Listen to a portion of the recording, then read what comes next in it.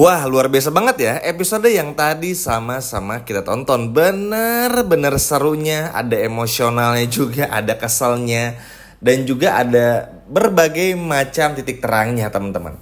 Tentang bagaimana Mutiara ini anak kandungnya Aditya, lalu juga tentang bagaimana Kenzo yang bakal bantu Mutiara, hingga nanti hasil tes DNA yang bakal dimanipulasi, dan hingga kuburan palsunya ibu kandung Mutiara dan lain sebagai macamnya. Bener-bener worth banget. Tapi at least kita bisa bener-bener melihat bagaimana kalau pada akhirnya Mutiara ini punya sebuah harapan yang sangat jelas. Yap, Kenzo memang di sini selalu berdiri untuk Mutiara, begitupun juga Pak Aditya. Apalagi teman-teman, Pak Aditya ini kan udah terlalu dekat sama Mutiara. Ikatan batinnya pun juga udah begitu kuat. Tentu bagi Pak Aditya nggak sulit untuk dirinya bisa benar-benar sayang kepada Mutiara. Makanya begitu tahu Mutiara bakal pergi, Aditya pun juga sama seperti Kenzo, kayak benar-benar gimana caranya aja supaya bikin Mutiara tetap betah tinggal di rumah. Memang agak sulit juga, apalagi Sandra tuh suka nggak suka berhasil manipulasi semuanya, dan juga benar-benar membuat semuanya seakan-akan nyata. Jadi kayak bikin hasil tes DNA-nya yang tadinya negatif jadi positif. Wah, ini sih cukup bikin pusing dan bikin kesal. Tapi teman-teman gak perlu khawatir, nanti pun juga bakal ada penyelesaiannya. Dan kita bakal melihat bagaimana Kenzo dan Aditya yang bakal benar-benar bantu Mutiara. Tapi sih poin pentingnya Mimin gak akan terlalu bahas ke sana ya, karena teman-teman pun juga udah nonton. Tapi kita akan bahas aja bagaimana tentang tanda lahir.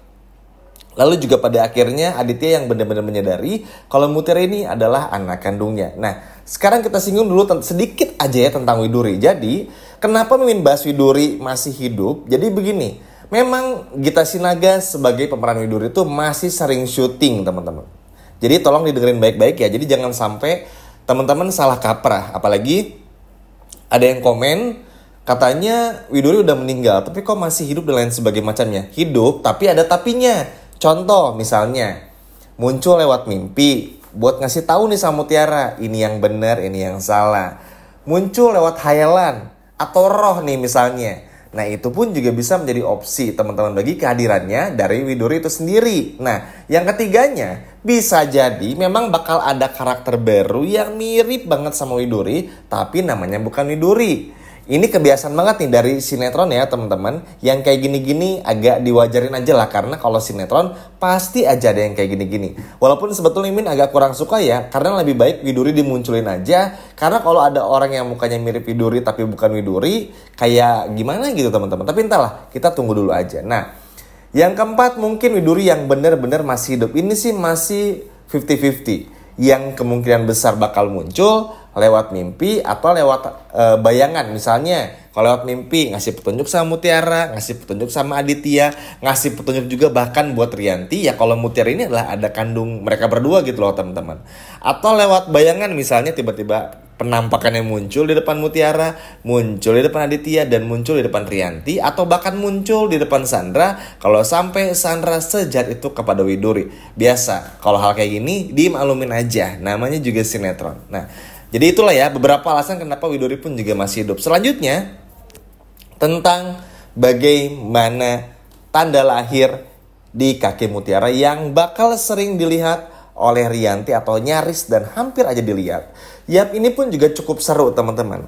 Rianti pun juga mungkin gak akan pernah terbayangkan kalau perempuan yang satu ini tuh adalah anak kandungnya. Orang yang begitu dibenci oleh Rianti di rumah ternyata adalah anak kandungnya. Tentu ini bakal menjadi sebuah hal yang dilematis banget bagi Rianti. Apalagi Mutiara ini adalah orang yang begitu dibenci banget sama Rianti dan paling gak disuka banget. Jadi kebayangkan teman-teman, udah benci, udah kesel, udah sering nyakitin, tapi ternyata begitu tahu faktanya Mutiara ini adalah anak kandungnya Rianti bener-bener nyesel banget. Nah, nanti perasaan-perasaan ngerasa aneh sama Mutiara ini pun juga bakal mulai terjadi kepada Rianti. Jadi di video kali ini Mimin tegasin lagi ya, kita akan bahas point of view tentang ikatan batin aja. Bagaimana keterikatan antara Rianti kepada Mutiara, Aditya kepada Mutiara, Widuri yang selalu bikin Aditya dan Mutiara tuh seperti bersatu teman-teman. Nah, ini nih yang gak kalah pentingnya di episode selanjutnya. Kenapa?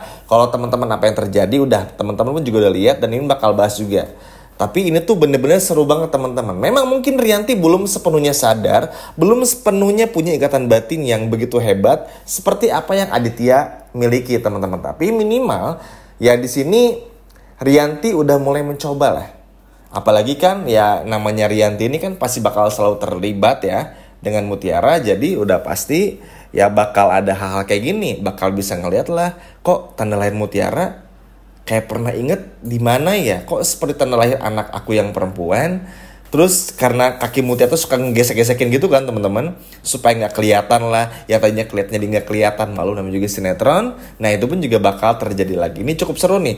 Apa yang bakal kira-kira reaksi awal Rianti tentang hal ini pun juga benar-benar bakal seru. Aditya pun juga sama. Selalu setiap minum kopi Mutiara ingat Widuri, setiap minum kopi Mutiara ingat Widuri, gitu aja terus teman-teman. Dan itu pada akhirnya bikin Aditya pun juga nggak mau kehilangan Mutiara. Jadi cukup wajar juga kalau pada akhirnya ya Aditya bakal sayang itu sama Mutiara dan bakal terus ada buat Mutiara, karena memang mau bagaimanapun juga ya memang Mutiara ini adalah anak kandungnya. Jadi bener-bener kayak ditunjukin teman-teman, dikasih jalan kalau Mutiara ini anak kandung kamu loh. Jadi coba cari tahu sebagaimana macam caranya. Makanya nanti kenapa Widuri bakal muncul tuh itu tadi, bisa lewat mimpi, bisa lewat bayangan, atau justru yang paling ekstrimnya Widuri bisa muncul dan masih hidup lagi, kurang lebih kayak gitu teman-teman.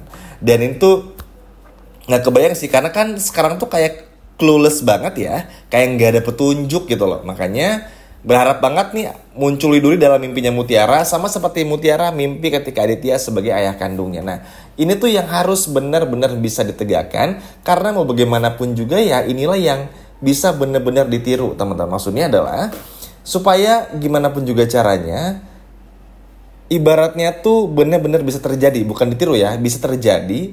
Apalagi kan kasihan banget ya sebetulnya tuh melihat Mutiara yang dipisahkan dalam tanda kutip dengan Aditya, dengan Rianti. Walaupun Rianti jahat, tapi mau gak mau mereka berdua pun juga sesegera mungkin harus tahu kalau Mutiara ini adalah anak kandung mereka.